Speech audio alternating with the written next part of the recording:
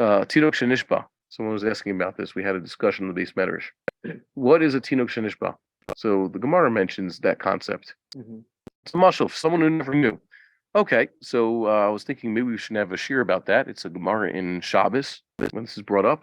Okay, and the Rambam's definition, he holds like Rav and Shmuel. Ultimately, I think he says that it's like a person who never knew about Shabbos. That's a type of shkaga, and a Tinok shenishbah is the type of shkaga, right? It's considered a type of shogeg. Okay, with regards to Yitur Kares and Skila and things like that. And then there's the idea that's more recent. Right. Well, before we get to that, the Rambam mentions that there's Karaites, and there are the types of kofrim and all that. And then there's like certain Jews among them, those who've just been doing this so long, they don't know any better. And Goyim also, who they can't be considered liable for what they've done because they were raised that way.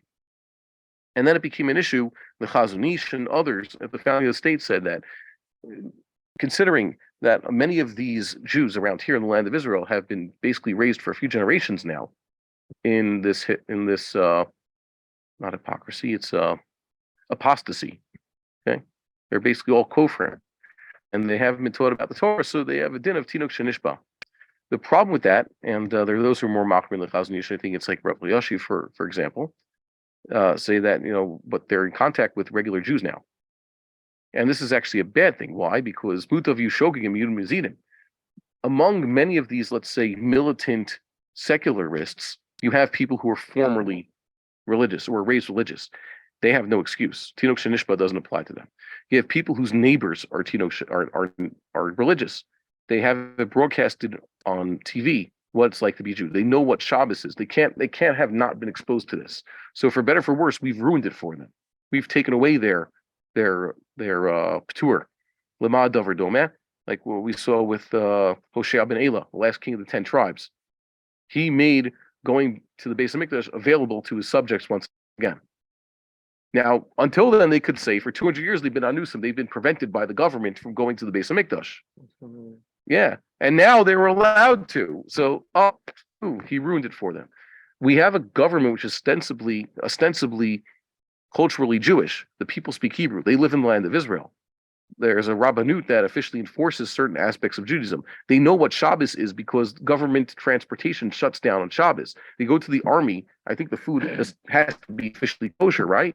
Yeah. So we can't do this anymore. We can't say that. So we're ruining it for them. Well, so it's a little bit more complicated. How far does it have to go before they consider that they know? Yeah, it's not that far. Not that far. That's the problem. That know Shabbos is a thing. Yeah. But they don't know anything other than it exists. Well, Kashrut is a thing. They have no connection to it. Yeah, well, they have an inkling. Why should I be chayav? It's a lot more than the Rambam describes. Tinok shenishbah, goyim, like someone who's totally has no knowledge whatsoever.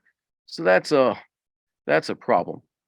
So it's our responsibility to help them because it's very hard to say nowadays that they have this p'tur anymore. Many of them have p'tur, and still we have to look out for them. The rabbi spoke on Chol Hamoed. He gave another, if we could mention once again, the 10 tribes. Yeravam started the whole thing. Yeravam split off his 10 tribes.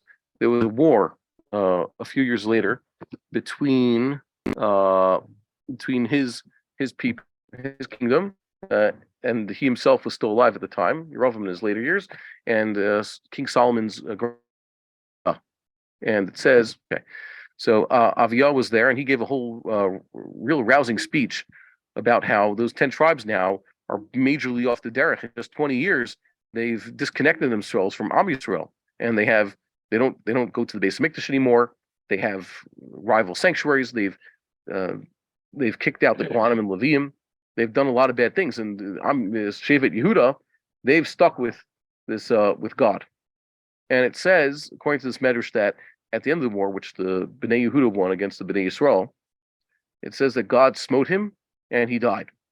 Pshat is God did that to Yeravam. Medrash says it was Aviyad died because he basically was overly critical of Bnei Yisrael when he himself wasn't exactly perfect. Mm-hmm. Okay, and why? Basically, in his own kingdom, they had Bamas also. He should have been, getting his own house in order. Something to think about. So we certainly don't criticize. I'm not going to say, those Filonim, we're so much better than them. We keep Shabbos and Kashrus. I don't know. Maybe I'm not keeping Shabbos so well. Maybe I should be more machmir with kashrus. That's between me and God. I'm not going to accuse anybody of anything. But I will say that we have to worry for our brethren. Okay? We're holy throughout our revim zeh. And if, let's say, there's a whole city where people aren't keeping Shabbos and keeping kosher, that's going to affect us. It's going to get us all kicked into galus once again, chas v'shalom. So we have to watch out for that. So the whole Tinok shenishbah issue is fraught with controversy. You could look it up. If you want, we could put all the different opinions of various achronim here, the two major schools, and we could see that it's far from a clear issue. We would like to encourage our viewers to share these videos with friends and send in your responses. If you would like to obtain Birkon Nusach Eretz Yisrael or invite the rabbi for a speaking engagement, please email us at office@machonshilo.org.